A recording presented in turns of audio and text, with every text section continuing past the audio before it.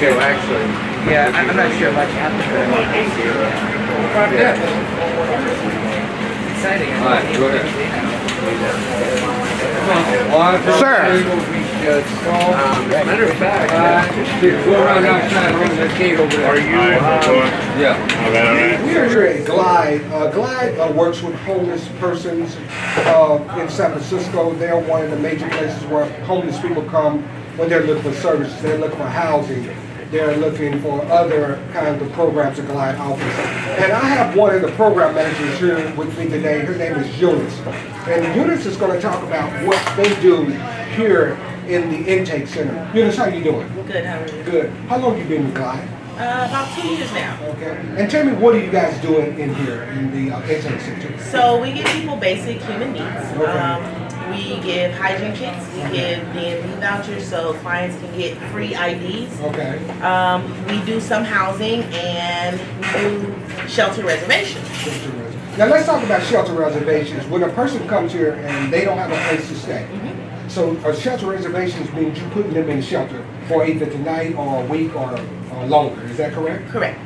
We do nightly reservations. Okay. And on Fridays there is a possibility for a participant to get a 3-night shelter reservation. Okay. Now, are the people required to have some kind of test prior to them going to the shelter? Make sure, because I know TB is a big issue going on around the country. Are they required to get a TB test or something like that before they go to the shelter? Yes. You seem to know already. I've done my research. Okay. So basically, how many folks do y'all think y'all see during the course of the year? Just give me a number that you think. We see about, I want to say about 25,000 people a year. 25,000 people a year. Yeah. Do you guys have? Is that about right? Or would I? I think that's including repeat visits. Yeah. You're going to be in the news. But it's thousands. Okay. So Glide seems close to about 25,000 people. These are people that are some of them chronic homelessness, or some people first-time homelessness, or what?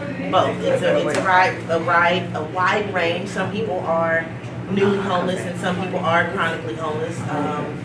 Chronically homeless would be about the way that they were describing it would be like 13 years. Okay. Now, are you guys? I know the mayor's office is doing something where they are trying to identify people through assessment system. Yes. And they're trying to place them. Is Glide working along with them to do that? We are. So ECS, Episcopal Community Service, they run the coordinated entry program, and they've been coming here for the past 2 weeks daily to assess people to get them into the system. Okay, once they get in the system, what happens after that? So then they identify the people that are like on the higher tiers who need housing right now, as they say it. I think everybody needs housing right now, right? So the people who have been homeless the longest, people who have disabilities, mental disabilities, they then, put them in the category and house them that way. And my final question is, are you familiar with Proposition C? No. Proposition C is a piece of legislation that's going before the voters in November.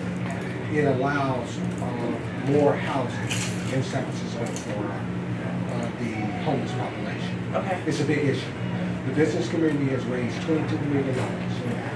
The Proposition C advocates have raised $12 million.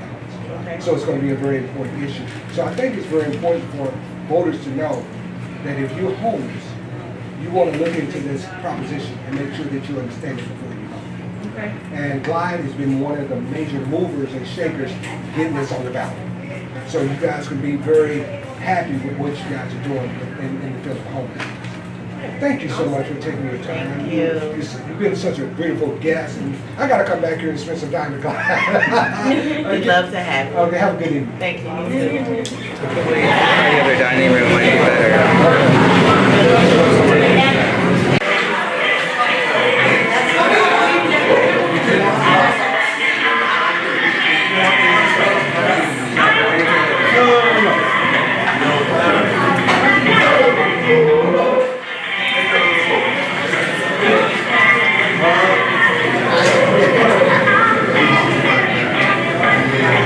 Good afternoon. My name is Kevin Ono. I'm the host of Focus on San Francisco. We are very happy to be here at Glide today. GLIDE is an organization that works with the homeless in San Francisco.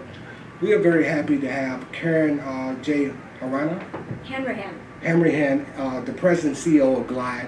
And we got Kira Noon, who's the senior director of programs. Karen, how you doing? I'm doing really well, thank you. And Kira, how you doing? I'm good. Thank Well, you. we're very happy to be here at GLIDE. Karen, tell our audience a little bit about you. We don't know anything about you. You've been with GLIDE for about a year now. And tell me, just give us a little bit of background about you.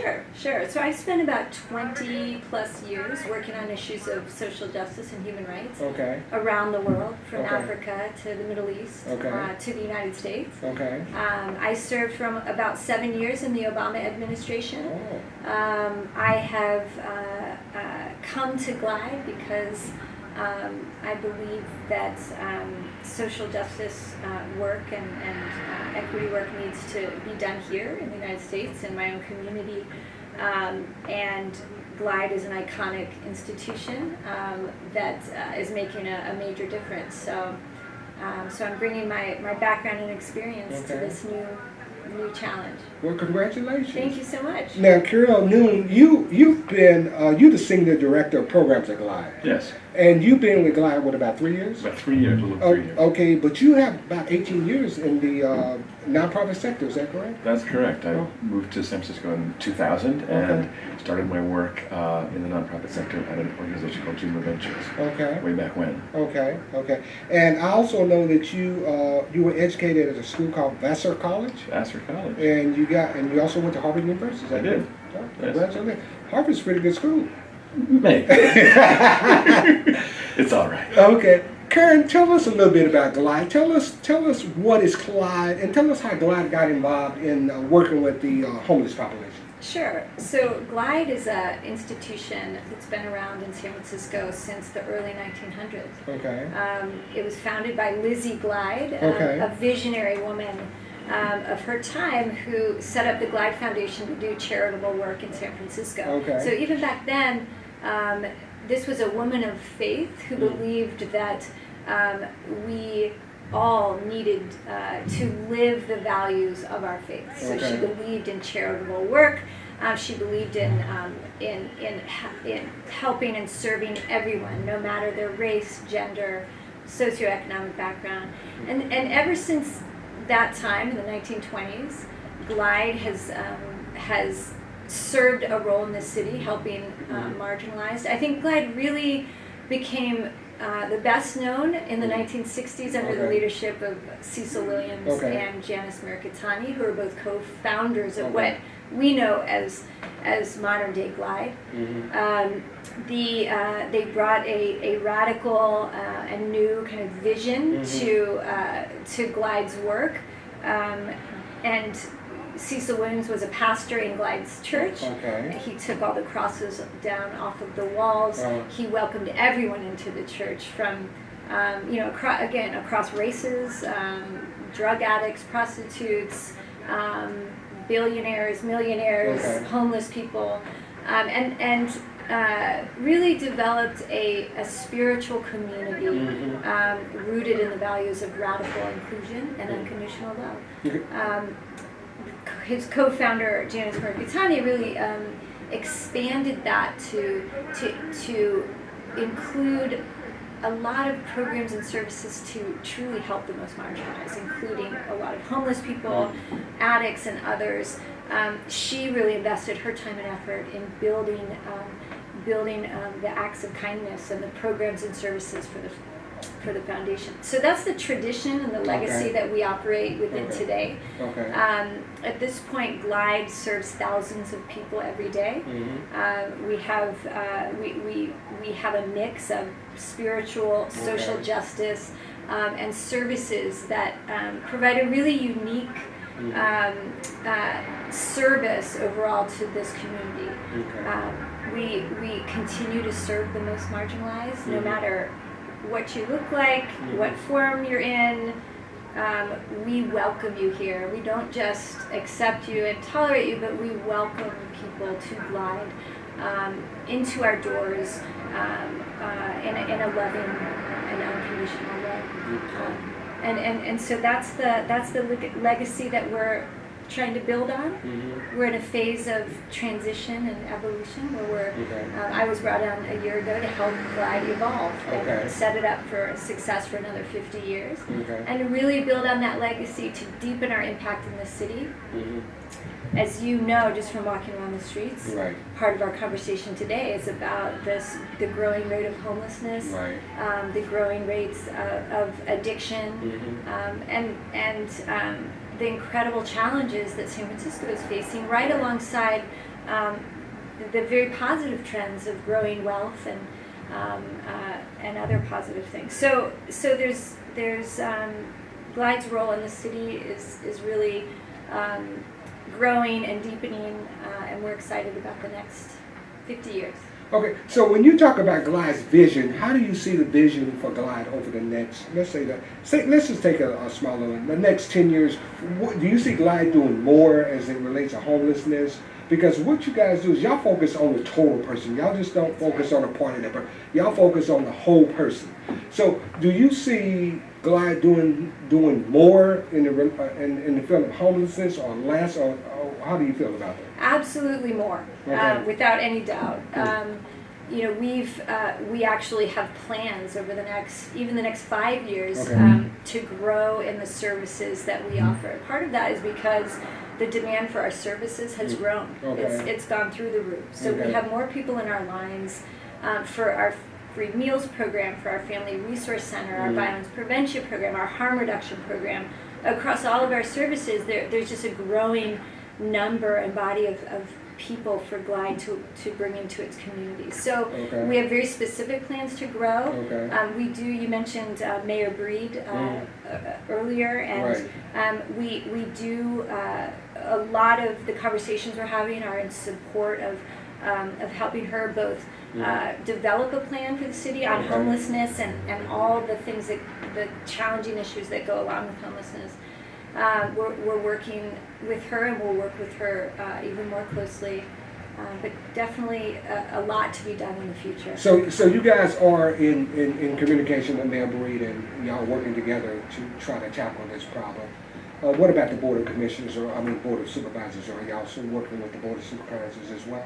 I mean, we view the Board of Supervisors as potential partners and allies. Okay. As you know, we're not a political organization. Right, I understand. We have where commissioners support our priority Right. issues and policies. We are supportive of them. So. Okay. Let me turn to Karel. Karel, you are the Senior Director of Programs at Glide. Tell me, what does that mean? It means that I have the honor and responsibility of shepherding Glide programs in the world. Okay. We have a range of programs ranging from a family youth and child care center down the block that offers licensed child care, an after-school program, and a family resource center. Okay. We also have a set of violence intervention programs, which is a women's center for women who have experienced some kind of trauma, maybe domestic violence, maybe intimate partner violence. Okay. We have a Men in Progress program that provides a batterers intervention program for the men who commit violence to help them unlearn that violence and figure out how to control their anger so they're not bringing that back to the community. We have a harm reduction program that provides services around syringe access and disposal, overdose prevention, and also HIV and Hep C testing, treatment, and linkage to care. We have a meals program, which is probably the program that we're the best known for, which sees the most people by volume. We serve 2,000, 2,100 meals a day here in the building.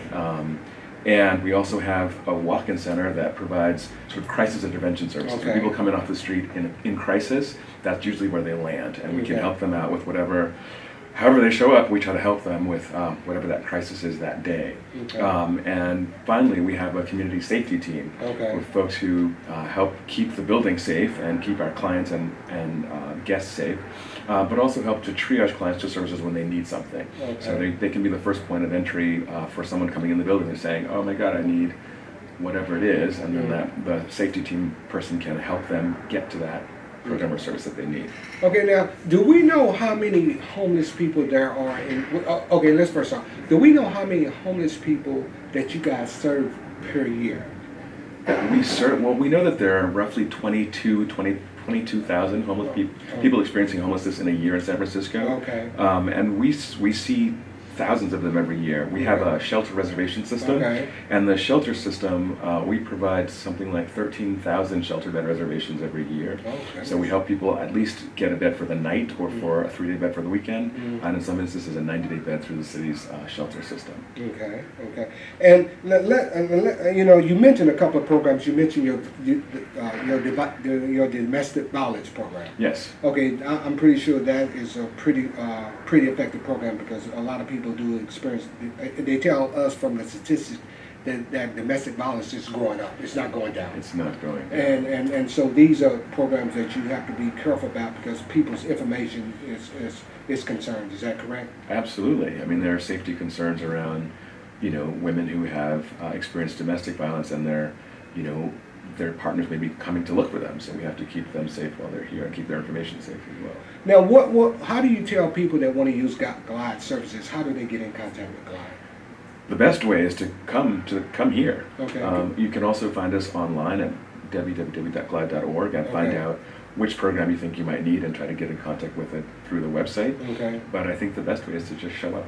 And that's at 330 Ellis Street. Okay, and that's now, Karen. I want to ask you. There is legislation the voters going to be voting on in November called Proposition C. Mm-hmm. Are you able to talk about that a little bit about because Glide has been one of the movers and shakers to get this with other community organizations to get this legislation to this point. And basically, Proposition C would create a small tax on people that make over $50 million or more to help create more housing and more services like mental services and things like that for people that are facing homelessness. And the last statistics that I have is telling me that there are 7,500 folks in San Francisco living on the street. Mm-hmm. And so, are you able to say anything about Proposition C? Sure. I mean, let me first, I think, correct the number. The 7,500 number, it was a count done a while ago, but it was based on sort of people on the street at a point in time. Okay. The number that Curiel mentioned is in the low 20,000s. Okay. And that's because there's a constantly sort of revolving door of people in shelters on the street. There are a lot of people who are not counted, particularly, there are particular challenges in counting women, homeless people, and so the number is much larger. Just It's much how you larger. count it. Okay. We have people who are much deeper experts in Proposition C than I am, but it's definitely a proposition that we support. Okay. We understand at the same time that the solution to homelessness isn't just about throwing more money at it. It's not just about the tax. A key part of the solution for homelessness is just resolving the housing crisis of this city. There's just a shortage of housing, period, for everybody. Until the city and the state gets a handle on that crisis, I don't believe that the housing crisis or the homelessness crisis can be solved. At the same time, we're part of a coalition advocating for Proposition C. We think there's some good steps that will be taken in it. The money will go towards good use. So we're supportive. Okay. So you guys are a part of that coalition, that community coalition that are supporting Proposition C. Absolutely, yeah. Okay. And as you look, you've been here a year. What have you saw that with Glide that kind of startled you as far as it relates to homelessness that you just didn't expect when you came to San Francisco? So I think just the sheer numbers on the streets across the city. Okay. It's shocking. Okay. For a city that is doing so well on so many other levels, for the amount of financial growth here, the amount of entrepreneurial spirit and business here, it was surprising to see the number of homeless people. I think it's also you know, it's surprising to see these. It's quite shocking to watch just the gap between the people who are getting poorer, and that includes homeless people and others, and those who are on the rise and getting richer, and that gap keeps getting bigger.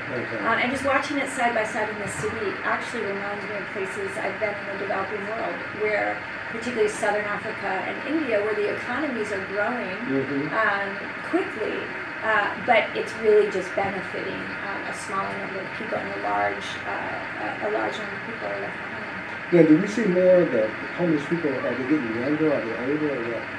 Well, I think they're getting more diverse. More That's diverse, the interesting okay. thing. Okay. When you look at the lines to shelters, when you look at meals lines, you see that they our clients alone span the very old to the much younger, different socioeconomic backgrounds, different races, and I think the diversity is growing. Even our own clientele has diversified across age and races and ethnicities over the past decade or less. Now, Carol, I know that you guys serve a lot of seniors here as well. Is that correct? How did y'all get involved in serving seniors and stuff? I think seniors have always been a part of our mix. Okay. The number of homeless folks over the age of 50 continues to grow. Okay. And so in recognition of that, we try to develop programs to cater to that particular set of folks' needs. Okay. And we will continue to support our seniors who are homeless or low income or marginalized in whatever way. We see a large and growing number of Chinese-speaking seniors, and we have a series of programs that are aimed at working with them to help them end their social isolation, get them the services that they need, and help them navigate the system of services that are available to them in the city. Okay, so GLIDE, Karen, again, GLIDE has been around, at least it's been doing this for about 50 years, is that correct? Actually, it's been doing. It's been around for almost 100 years. Oh, is that right? But Okay. its role in serving the city's homeless and marginalized has expanded a huge amount over the past 50 years. Now, how can the community support GLIDE on what you guys are doing? I know there's something that y'all feel like the community can be a partner with y'all in. For those people that want to support GLIDE, maybe if they want to make a contribution to GLIDE, or if they want to volunteer with GLIDE, how do they do that? Sure. So one way, as Curiel said, is to show up, come here. We have Sunday celebrations. We have a volunteer program where thousands of volunteers come through our doors every year. From the meals program to harm reduction, we can find a way for everybody to be involved in GLIDE and to join our community. There's also, we always enjoy financial contributions, and that can be done in person, also through our website. And could you give us that website address so our audience know if they want to make a contribution to GLIDE, they can go to the website? Sure, it's www.glide.org. Okay. So that's www.glide.org if you want to make a contribution to be in support of what GLIDE is doing. That's right. And there are many ways. Everybody's welcome. It's a fun place. There's a lot of joy and service that's done here. So we look forward to welcoming more people into this community. Okay, and you guys serve breakfast in the morning, y'all serve lunch, and y'all serve dinner. Do y'all do this like 6 days a week, or is it more? Every day of the week. Every day of the week? Except the only day that we don't serve meals is January 1st. Oh, is we give that our right? staff the day off. 364 days a year, we're serving 3 meals a day. So if there's some people out there that you're hungry, you don't have any food, come to GLIDE. You can go to the website and you can just walk up here on 330 Ellis Street, and if you're hungry, they'll give you a meal. They'll probably, if you need services, they'll be able to provide services for you. They just been doing this for more than 100 years, folks. That's right. So they know what they're doing. That's right. And it doesn't, I want to reiterate, it doesn't matter if you have your act together or not. It doesn't matter how you're feeling that day, what you look like, whether you're on drugs or not. Come to through the doors, and Okay. you will be welcomed with Okay. open arms. Okay. Well, we want to thank both of you, Karen, who's the president and CEO of Glide, and we want to thank Karan Noon, who's the senior director of Glide, for being on the program today. You guys provided us some excellent information. The community, you can come to Glide's location if you have those needs of these services. They offer them, from what I say, every day of the week except for New Year's, right? Exactly. So, and they are open to assist homeless folks because that's what they do. Yeah. Thank you guys for being Thank on the you so program. much. It's our Thank you Thanks so pleasure. much for coming down. Okay, thank you.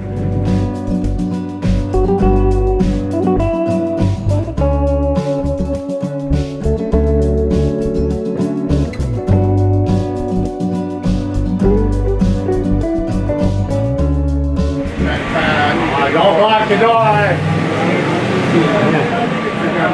Leading down the campus. Right there.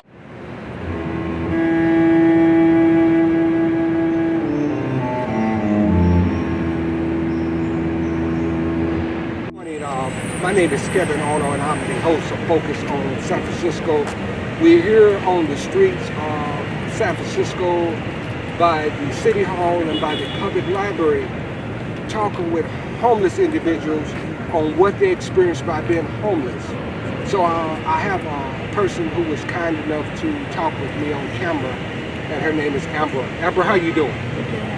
Good. Amber, now share with us, how long have you been homeless? Going on 3 years now. Okay. And why would you say the primary reason that you became homeless? I was getting into trouble. Okay. Now share with us some of your experiences that you have faced by being homeless in San Francisco. Just people, finding places to just sit during the day. Somebody sleep at night, it's impossible to find. As soon as you find somewhere, you lay your stuff down, the cops come and bring you off. So you're saying that if you're homeless in San Francisco and you don't have any housing to go to because housing is limited in the city, if you go and try to find a place to lay your head down, even if it's a public park, the police officers are running your way. Yep, you're not having any blankets, any type of camping material on your Okay. Now, what would you say to our political leaders? Because they are, we have a new mayor, Mayor London Breed. She has made finding housing for homeless individuals one of her top campaign issues. What would you like to say to the mayor, telling her to understand what you go through and why it's so important for you guys to be able to get housing for homeless people?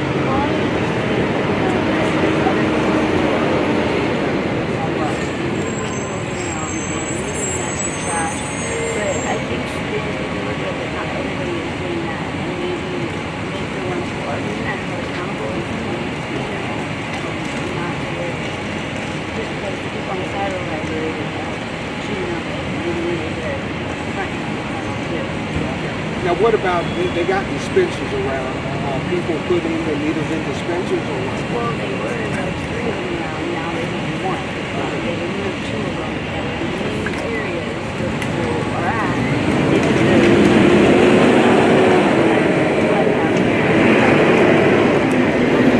You know, there is a Proposition C that voters are going to be voting on. It provides housing for homeless folks. One of the major organizations behind that proposition is Glide. Glide is a place where homeless people go and they can go and have breakfast, lunch, and dinner. They also provide different kinds of services there. What would you say to people why it's important for them to vote for that issue, that initiative that will provide free housing? I mean, not free housing, but provide additional housing for homelessness. Well, most of the people that are involved in all this are the ones who are complaining about us. Right. You know, so that it gets voted on and it gets us off the street, you know. They told me, well, you gotta get sober first to get housing. Well, that's impossible. Right. For these people. It's impossible for somebody to be out here particularly late at night to get sober first, then work. They have to be able to be inside, they have to prove themselves first.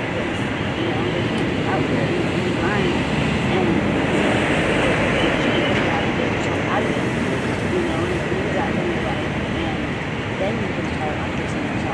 So you're saying that the impediment is if you got a problem, particularly if you have an alcoholic problem or a drug problem, you need to be able to qualify for the services as well as get inside. Because if you don't qualify the services, there's no way you're going to be able to stop whatever you're doing, whether it's have a drinking problem or you have a drug problem. That they need to be able to accept people and say, look, you know, I got a problem. I need to be able to get housing. So that should be a part of allowing you to get in and get housing. Of course. Okay. Now, what would you like to say to our audience as a homeless person that, you know, homeless people, no matter what, they're still human beings. They still feel when people say mean things to them. And yeah, and it seems like when you're going down the street and you're homeless and you got your bags, you feel like you're getting disrespected by other people in the street that are not homeless. Because you should have one of those instances where you may be going down the street and there is somebody that's not homeless and they kind of look down on you. Yeah, and they'll say things. I mean, I know they're not human too, but Hey, you got you. Hold on to go. it's impossible. We know you're going to say something. The things they say, you know, you'll be sitting on a hotel or something for the night, and you know, people will take pictures of your board and post it online. It's not. Okay, well, let me ask you a question now. Now they got these navigation centers, and they're asking people to register to get off the street. Now, have any of you guys went in and registered so you can get housing? I have. I got on my spot, and I told her being out here is hard for me to go out here. Right. I asked her about housing, and she said, "Well, I may be able to put a shelter bed for the night, Right. but we'll have to start with it's a work in progress to get the place into a center that then we get your bed and I need a bed from there if they allow it. So I don't know who approves that, but you have to still wait no matter what." Okay, so when you go to the shelter bed, did you call the 311 where they put you in a waiting list, and I think once a week they will send you a text message saying, okay, this is where you're at on the waiting list, and then when you get down to a certain level, they provide you a 90-day bed. Obviously, I didn't know that's how it works. Yeah. I know what you're talking about. Yeah, okay. Okay, so let me tell you how it works. If you're homeless, you call the 311. It's the city's hotline. You tell them that you're homeless and you want to be put on the waiting list for a shelter. You have to have some kind of phone where they can send you a text message. And once they send you a text message, every week they're going to give you an update on where you're at. And then when you get to a certain point, they're going to say, okay, we have a bed available for you. And then you move into the bed. That's how you get the 90-day bed. Otherwise, you can go through Glide, and they're going to give you. They're placing people sometimes a day or a week. But if you stay on that list, at the end of they say most people are remaining on the list maybe about a month. I think it's about a month. But after one month, they get a 90-day bed. Because I know Glide right now, from now until November 1st, they have, I'm not sure what the services is, but they're doing November 1st, 2,000. Okay. 2,000 so I know that last Thursday and Friday was 1 to 3. Okay. And Glide, and I know that they're doing that till November 1st. They're trying to interview 2,000 people. That's good. Now, how homeless people get the information? How do you guys get the information about what's going on and what is the process? Frank and Jason are Glide and Home Connection. Okay. They're out here all the time. Okay. Advocating, spreading the word of information they found out. Okay. And then it's word of mouth, you know. I hear it from somebody and I'm trying to get as many people informed as possible. I think we all deserve warm bed at night. Okay. Now, do you think there's a better way for the city to get information to homeless people? You know, because it's one thing to get it through word of mouth, but it'd be better if there are people out there giving out leaflets and stuff to the homeless community and say, look, the city is conducting these assessments. They call them assessments. And once you complete your assessments, they rank you on housing. And once they rank you, they're going to take the people that are in the worst situation first and place them. And then as these people get placed, then they take the next person. Do you think that's a pretty good system? Yes, and I think that they should look at a lot of the veterans too. A lot of veterans out there from the streets who are just older in sad situations and haven't been housed yet. Frank and Jason and Danny are all part of my organization. They're outreach workers. Right. They're out here all the time outreaching. But yeah, I think there could be some out there passing out either pamphlets or something that, lets people know that there's this service and go by. A lot of people are like, oh, really? Yeah, you can possibly do all just housing. So Clyde is doing a pretty good job. Yes. Okay, well, that's good. Well, first of all, I want to thank you for taking the time to talk to us so focused on San Francisco. We are doing a program called The Status of Homelessness in San Francisco. And this program is from October the 17th to November the 11th on public access television. Again, my name is Kevin Arnold, the host of the program. Thank you for taking the time.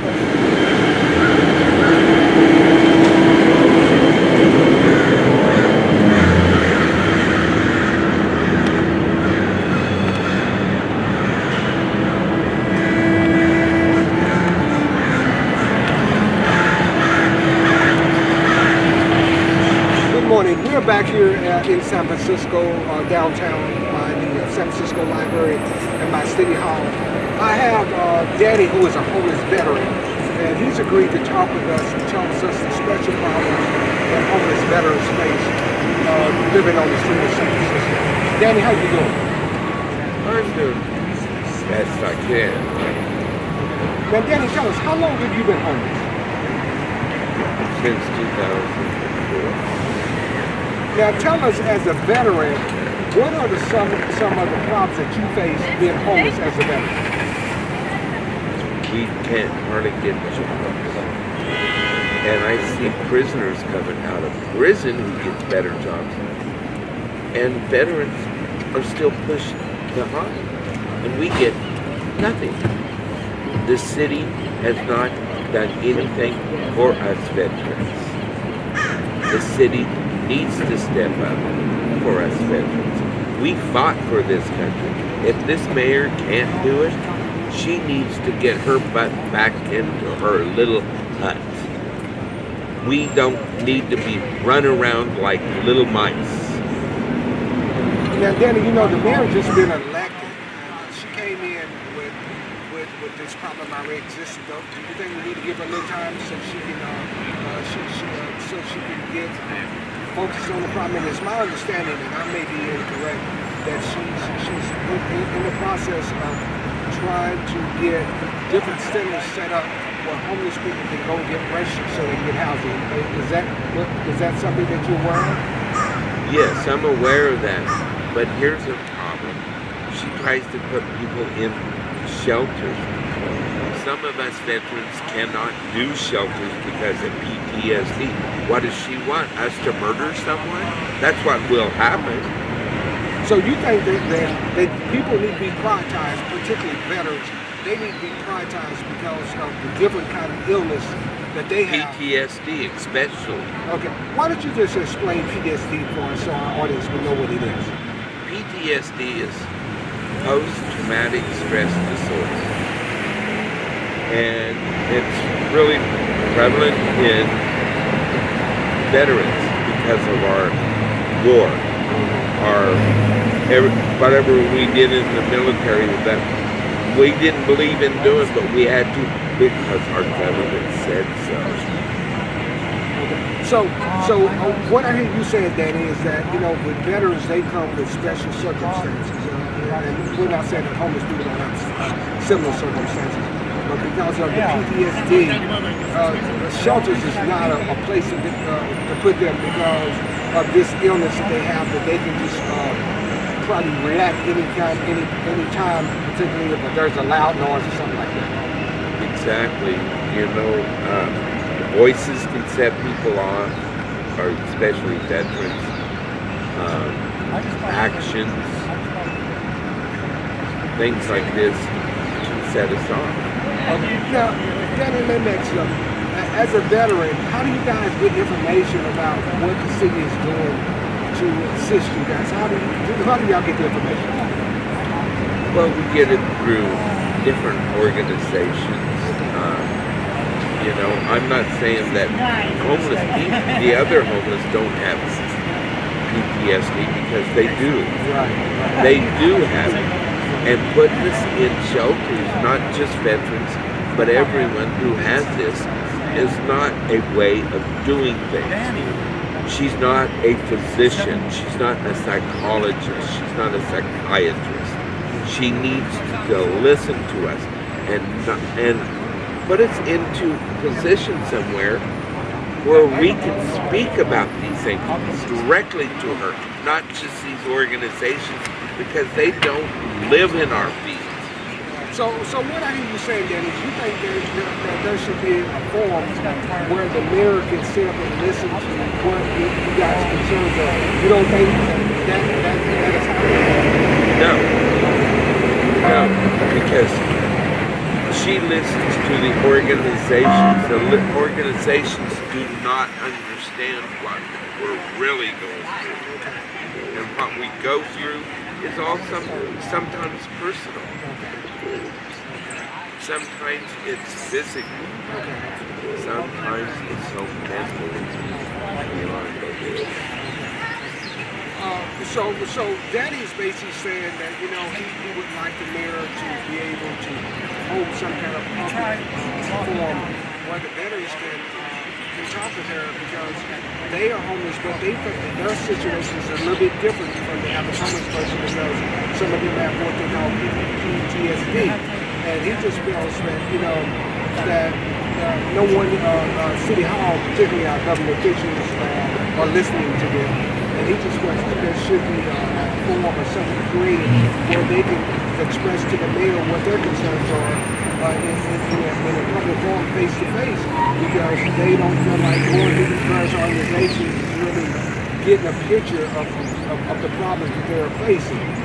Danny, now let me ask you a question. Have you guys had a chance to register? They're doing a registration or doing assessments. Have you guys had a chance to do an assessment? Are you aware that they're doing assessments throughout San Francisco? And what the assessment does, Danny, from what I understand, is that you're homeless. They are putting you in a category by the level of your need. So, for example, if you got PTSD, if you've been homeless here maybe 15, 20 years, you're going to be moving to the front, where if somebody's been homeless less time, they're not going to be moving to the front. Yes, I've heard about it, but they've never come around here. Well, do you ever go to Glide? No, I do not believe in the church or that place. Okay. It should have been, if anything, St. Anthony. Okay. Now I understand that St. Anthony's are involved in this process as well. So you know, you told us, you know, what you would like to see from our elected officials. Now, one of the things that we want to share with you that in November there's an issue called Proposition C. It provides additional money for housing for homeless folks. And basically, is that something that you feel like if it was provided additional money where it could get you guys in housing that you would support? Yes, you know, I've been through several things, and even the mayor, some of us have, I'm not one, but some of us veterans have other issues with housing, such as, you know, being evicted from an eviction on their record. They should drop all those evictions and get us into the proper thing that veterans should be in. Our own apartment, a one-bedroom apartment or a studio where we can do everything we need to within that space. Okay. So the eviction is one of the reasons that's preventing some veterans and probably some other homeless people from getting housing. Is that correct? Yes. Okay. So what would you suggest? So you were suggesting that, well, through the public defender's office, I guess that's who it is, that they should be able to work with you guys to help get that eviction off your record. Correct. I think should be taken off all homeless people's record. Now, what if a homeless person is domestic violence? How do you deal with that? Well, then they should be housed in a special place. Now, David, is there anything else you would like to share with us? We thank you for being so kind and talking to us about the issues that veterans are facing with homelessness. Is there anything, just speak, that you would like to say to the mayor on things that you would suggest that she could better do to make sure that she understands the veterans' plight that are homeless? We need a task force of veterans and homeless people do the right thing and speak directly to her. And I think she should look at this as a great possibility. Okay, well, thank you, David. I thank you for finding some. Okay, I'm sorry. I'm sorry, Danny. Excuse me for now, just David. Sorry, Danny. But thank you for taking the time to interview with Focus on San Francisco, and you provided some good recommendations, and hopefully the mayor will see these and she will take them under consideration and probably try to hold some kind of public hearing or public forum so she can listen to the veterans, not just the veterans, but other homeless people, so she can get face account on what people are going through, whether they go through the organization. Thank you for allowing me to speak, and I believe, and I hope she does this. I really hope she does this. Yeah. Because she should realize where she came from in the first place. Okay. Well, you heard it from Danny. You heard it from Danny. Good evening. Now, this is Kevin coming from Focus on San Francisco. I'm here with Hector. He has been homeless. Hector, how you doing? I'm okay so far, so I'm okay. Okay, Hector, how long have you been homeless? Probably about 20 years here in San Francisco. Okay. Now, what you think would help you to get housing? What would you say to the our political leaders to help in order to help you get housing? Probably if somebody, government can try to get me a steady job, you know, because I'm retired, because I worked long enough for this country and I'm retired. Okay. So if I can get a job, I would believe that I can take it, as long as it's not a heavy job, because I'm a disabled person. Okay. They have me on disabled person. Okay. Now, Hector, how long have you been homeless? Maybe about 30 years. So you've been homeless 30 years. Has the homeless always been in San Francisco? No, they're all over the place. I've been in different cities. Okay. So were you ever in a shelter? I was to it a couple of times. Okay, and you didn't like the shelter or something? Not at all. Okay, why you didn't like the shelter? Because most of the time they don't treat you right. The staff don't treat you right. And they got rules. The rules, it means, you know, they gotta wake up and stand up and gotta go by the rules. Because if you don't obey them, automatically you're out of the shelter. Okay. Now, do you have any problems with alcohol or drugs or anything like that? Well, actually, I used to. Because I was a heavy drinker. But now that I'm getting older and my money, I have to wait to make sure that I don't run out of it. So I'm slowing down and everything. Okay. Now, you know that San Francisco has one of the largest homeless populations in the country. Yeah, because as I know, San Francisco, they call it, what do you call it, city? For the homeless, that's a word, especially the word. Okay. San Francisco is the main city for homeless people. Okay, so if you could talk to the political leaders of the city, the mayor and the board of supervisors, what would you say to them to help you be able to get out of homelessness? What would you say to them? To create more programs. Create programs that, you know, if they can handle the problems, like, you know, try to send them to a special program like school. Okay. School is one of them. They have programs that they send you to work, because I've been in that position, that you can work and at the same time you can get money so you can survive with that. Okay, now Hector, let me ask you, you're homeless. So what do you do? Do you sleep at night? Do you still sleep on the street? Yes, I sleep in the street as long as I'm safe, and I believe I'm safe. Nobody bothers me. That way, nobody bothers me. Is that right? Okay. I get along with people, and people get along with me. Now, have you went to the mayor's got a program now where they're asking people to come in and get registered for housing? Have you been able to apply for housing yet? No, they promised me a couple of persons that they work on a special program for homeless. They promised me that sooner or later they will get me somewhere, but actually that's what I said. Yeah, I have to go to a special program on a shelter system, and then after a certain time, I guess they have to check my behavior. Okay. We have a good guy that will promise me to get me out, at least a little room. Okay. Well, one of the things they're doing now, Hector, they have these centers where you can go and fill out a form, and they help you get housing. So I think if you would go to Glide or go to St. Anthony's, they'll be able to tell you where you can go to. I'm going to a center. They just met me in that center. Okay. I've been in Glide. Yeah. And I've been through all the programs. I've seen the new one, and yeah, this is the new one by the mayor, London Green.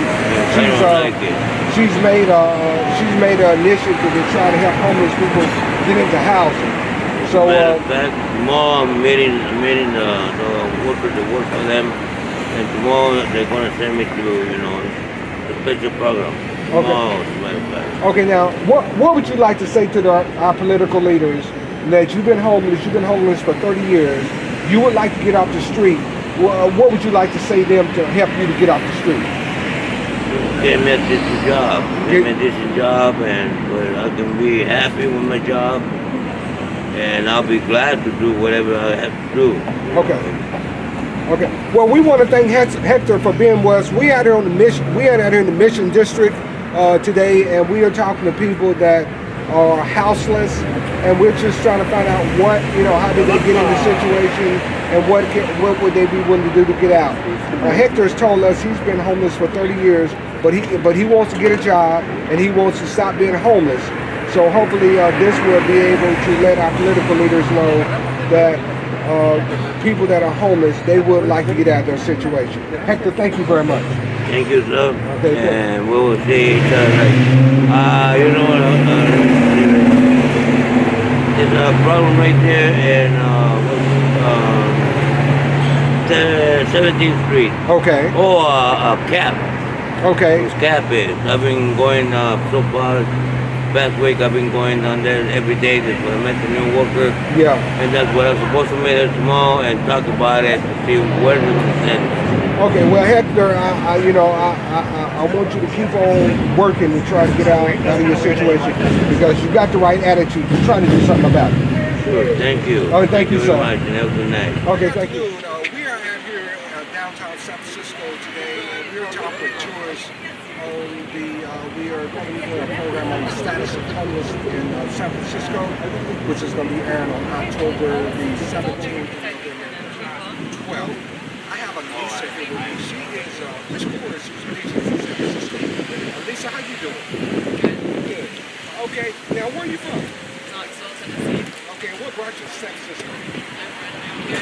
She moved here, so that means you're going to be coming here quite often? Okay. So, Lisa, tell us what you first noticed when you got to San Francisco.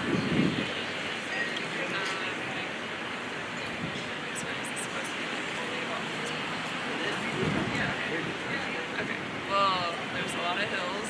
Okay. So it's hard to park. Okay. Parking is a problem. Yes. Okay. And then with the homeless people, I mean, I just saw today walking down the street, there was one tent thing that they had built. So there was a tent that they were living in. Right. Okay. It was homemade, out of parts or whatever.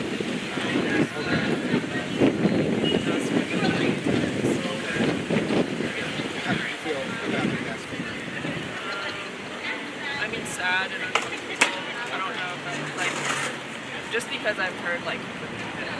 So I just don't know what the best way to do that.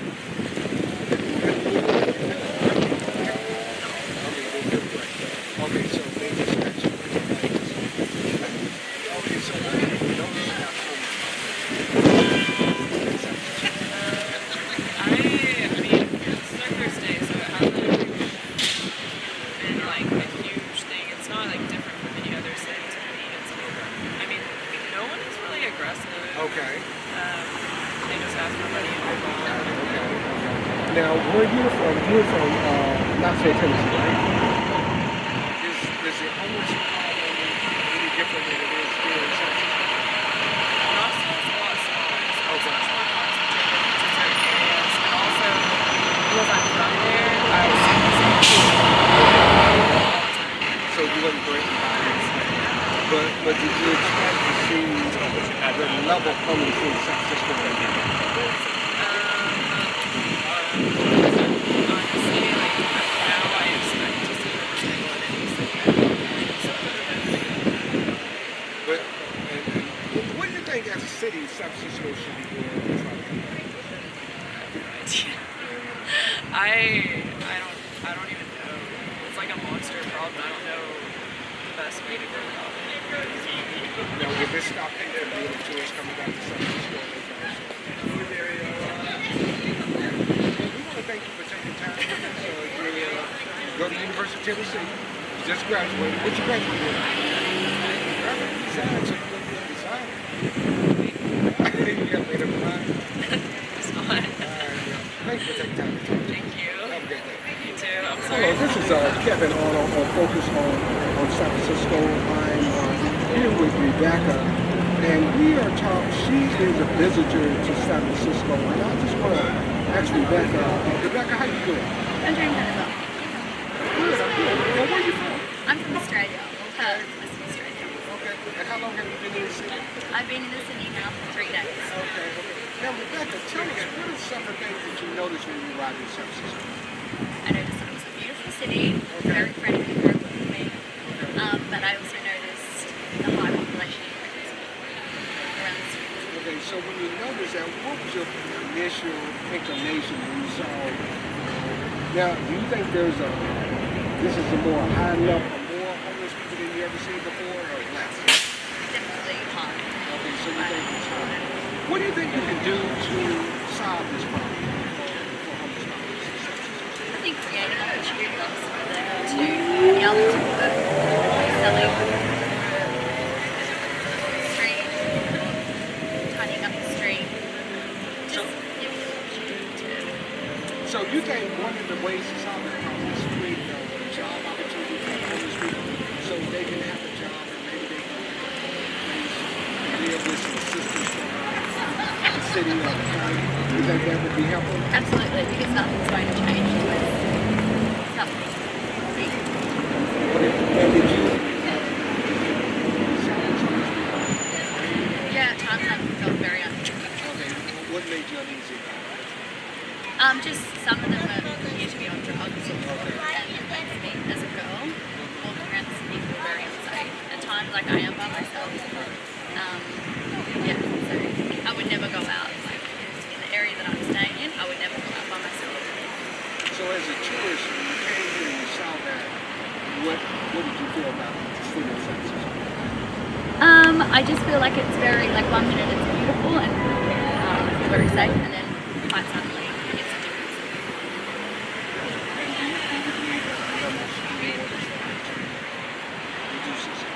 Well, yeah, when you've got tourists who are feeling uneasy and there's a way that this could possibly be resolved, why wouldn't you? Now, how long have you been in San Francisco? I'll be leaving here on Monday. Okay, is this your first visit? It is my first. Okay, you come back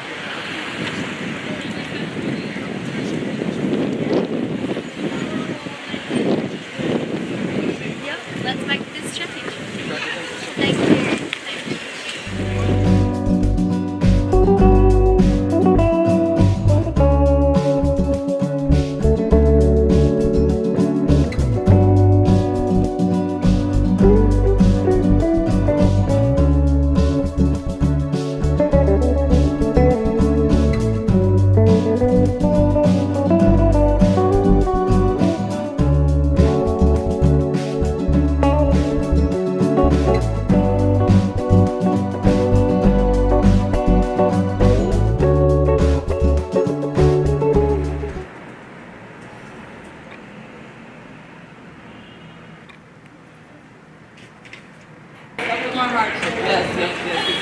morning. My name is Kevin Arnold, and I am the host of Focus on San Francisco.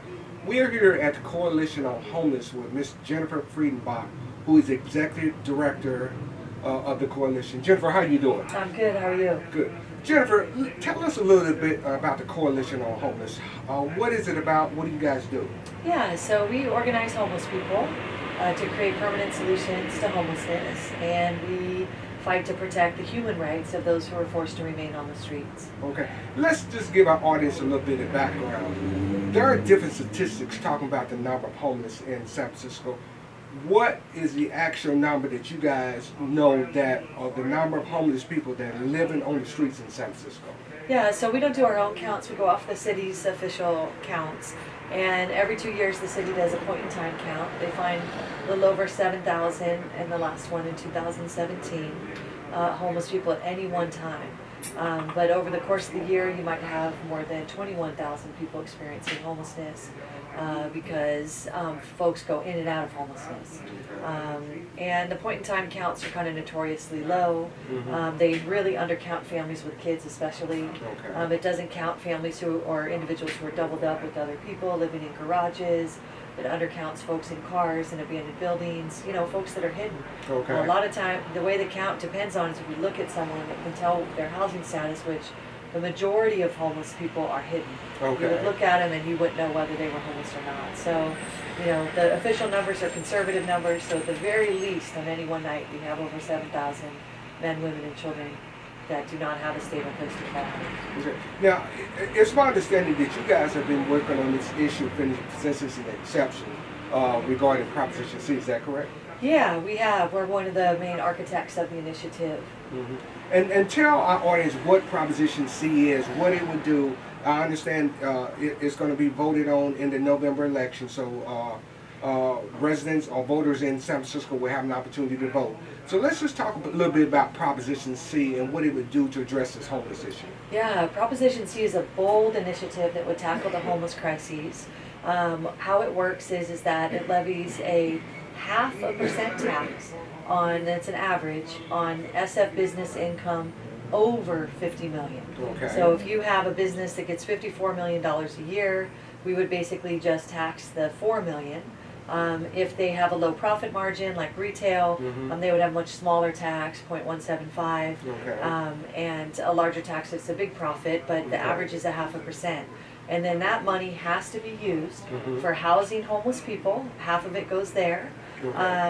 And we already know where the housing would go because we already have shovel-ready developments that just need funding. We have empty residential hotel rooms that have been identified that the owners have said, if we have money for rent, we'll move homeless people in. And so the city could provide that rent and do that. A quarter of it goes to mental health and substance abuse treatment. And let's talk about that mental health and substance. When you look at homeless people, do you guys have a percentage of how many of the homeless people may have mental problems that this would really be a benefit to really help them? Yeah, we have, it's a lot. I mean, we have, just for example, if you look at San Francisco General, last year they discharged about 1,800 people who were locked up in psych emergency that were in psychiatric crises. They basically put them out on the streets, and they didn't have anywhere to send them. They didn't have a referral for mental health treatment. They didn't have a residential facility for them to go to. They just were put right back out on the streets. So we know there's thousands of folks out there with untreated addictive disorders and mental illnesses that we know what interventions work. We just need to fund the funding to create them. And how much will this go toward taking the homeless people off the street and putting them in some kind of affordable housing unit? Yeah, about half of it. So about 125 to 150 million, depending on how much it generates. Plus, a chunk of it goes to prevention. So you've got folks that are elderly or disabled that have very fixed incomes, and as their rents are climbing up and they're surpassing their incomes, they can't pay rent anymore. Or they have a catastrophic health issue and lose a job. All these situations, folks need long-term rental assistance to keep them in their housing, and this would provide that as well. Yeah, and this kind of goes in line with what Mayor Breed has said she was going to do. She said there's two central issues that she wants to focus on. One of them is cleaning up the streets, and one is getting homeless people off the street into affordable housing. So this kind of goes in conjunction with what she's trying to do. Is that correct? Yeah, absolutely. I mean, it will have a tremendous visible impact on the streets. Okay. You know, you have, you know, on any one night, we have thousands of people out there that don't have access to, you know, basic sewage facilities. Okay. We all see the result of that. Okay. When you don't have a restroom to use, when you don't have water to wash your hands, when you don't have water to drink. I mean, this is, you know, basically people living in, you know, very third world conditions in an incredibly affluent city. Okay. And with that affluence, we can, you know, just take a tiny bit of it, carve it out, and that's affluence that we all paid into. That would then turn it around and transform the crises. Okay, and let's talk a little bit about clean streets. Does any of this money go toward cleaning the streets as well, or just go toward housing the homeless? Well, it could go towards bathrooms, Okay. and that keeps the streets clean. Okay. It goes towards getting homeless people off the streets, and so, you know, we have, again, thousands of people without access to garbage service, and, you know, that certainly helps keep the streets clean. I mean, there's, you know, I mean, I think, and of course, a lot, you know, a big difference in terms of the numbers of people living on the streets. And how much money do you guys see been raised if this Proposition C passes on a congregate level? Is it like $1 billion? Well, it's about, every year it would bring in, the controller's office estimates between 250 million and 300 million. Okay. So that's where we got input from, you know, all the major department heads, all the electeds, you know, Mayor London Breed, when she was running, all the mayoral candidates got input on it, and then extensive input from people with lived experience with homelessness, homeless service providers, etc. So it really was a, you know, pulling together all the best and the brightest and figuring out the best direction to go. Okay. Now, for those members of our audience that want to get involved and want to be a volunteer with the Coalition on Homelessness, how do they get in touch with you guys?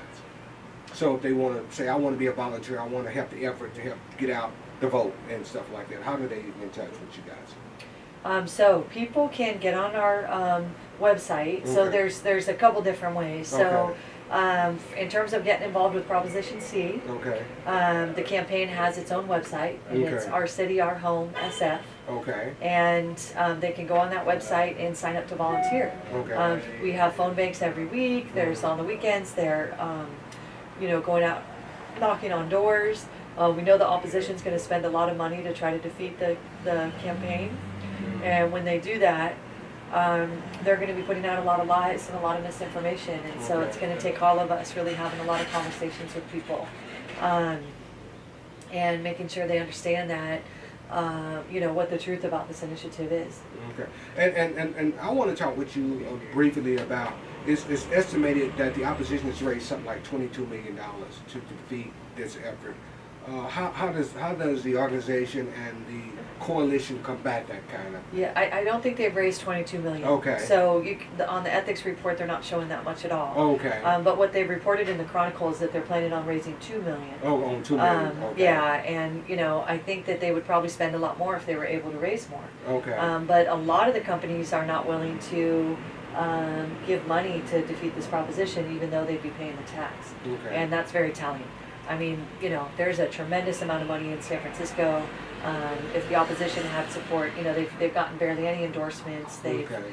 you know, I mean, this measure has really tremendously popular support. So maybe they'll be able to get to 2 million, probably from the financial sector, Okay. who doesn't really care, you know, about their image. But I think they're struggling.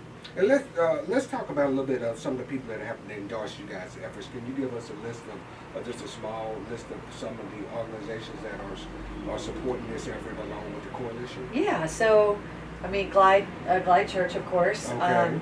We've got, you know, all different kinds of Democratic clubs. Alice B. Toklius, Harvey Milk. We've got Nancy Pelosi, Jackie Spear. We've got, you know, all electeds at all different levels. We've got the San Francisco, the Coalition of San Francisco Neighborhoods. Okay. We've got Spur.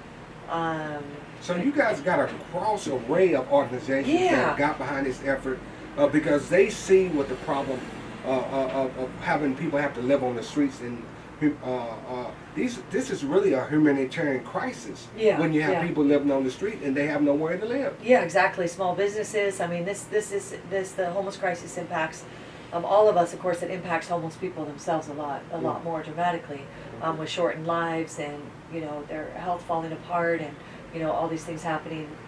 Living outside all the trauma and so forth. But it's one of those situations. I think most of us walking down the street or we look at someone with untreated mental illness and we ask ourselves, why are they there? Why aren't we doing more? This is our opportunity to do more. It's a citizens initiative. This is coming up from the people of San Francisco and saying this is our time to change it.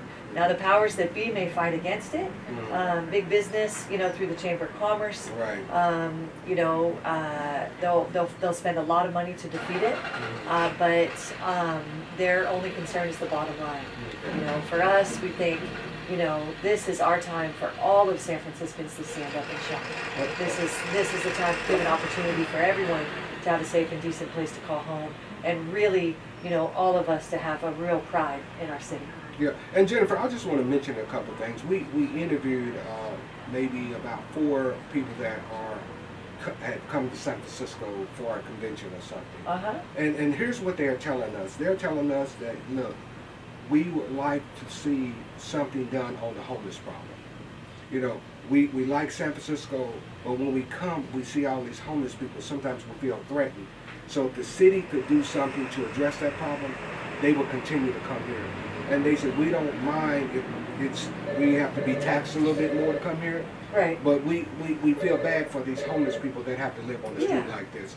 So, when the chamber says, I don't understand how they could go against something like this when people that are coming to this city are saying similar things. Yeah, it's really interesting because they keep saying that it's a hurt to tourism, and and they mention this all the time. And they're but the way that they like to address it is that they like to push for criminalization efforts. And those have failed again and again and again, and that's been their primary thing. They did sit lie, they did care not cash, cutting benefits, they did the tent ban. They've done this whole string of different initiatives promising San Franciscans that it would make a difference, and it hasn't. In each of those cases, it's been a total failure. So, they're kind of dinosaurs there over at the chamber, and they want to see something change, but they don't want to pay for it. And we can't house thousands of people out there on the streets without paying for it. It's going to cost. So they're saying, well, let's be more efficient with the money we have. And so then it's a question of, okay, so what do you want to cut? Do you want to cut the housing that's being provided to homeless people now? Do you want to cut the shelters and put more people out on the streets? You don't want to cut the homeless department because that's where all the money's going. It's going to housing and shelter. Then what do you want to cut? Do you want to cut the police department, Department of Public Works, the health department? What do you want to cut to find this money? Because this is going to cost. And to think that we can solve this massive humanitarian crisis that was caused by divesting from housing at the federal level, which was a money issue, is just absolutely insane. Okay, and the final thing I want to ask you before we end the interview, we want to thank you for taking the time to talk to us and really explain to the voters what is Proposition C. And you guys are asking them to vote yes on Proposition C, is that correct? We are absolutely urging folks to vote yes on Proposition C. We're also urging the folks that are watching that maybe they're kind of disgruntled with, with voting for politicians or with politics in general, and this is a thing, like if you're thinking about not voting, go out and vote. And if you're not going to vote for anything else, vote for this. And this is worth it going to the polls, because this is big. This is our chance to make history. And each of your listeners out there who are registered San Francisco voters can vote. If they're not registered, they have some time to still register. They can walk down to City Hall and do just that. Okay, and I see your little dog has come up. Yeah, so it's been a time with. Okay, and the other thing is, how many shelter beds will be created by if this passes in November? It'll be about 1,000 shelter beds, 4,000 housing units, 4,500 treatment slots, and about 7,000 households kept in their homes. So you'll get another 1,000 shelter beds created where people will be able to go to shelters. And what's the dog's name? This dog is Brain. Brady's very friendly, ain't she? Yeah. Friendliest little Chihuahua that ever like walked the streets of San Look at it. She Francisco. look at my head and everything. Yeah. Look, we want to thank Jennifer for being on the program, and her dog is coming. It started licking on me. I don't know what it is. Maybe I smell like candy or something. But Jennifer, thank you for taking the time out of your busy schedule to be with us.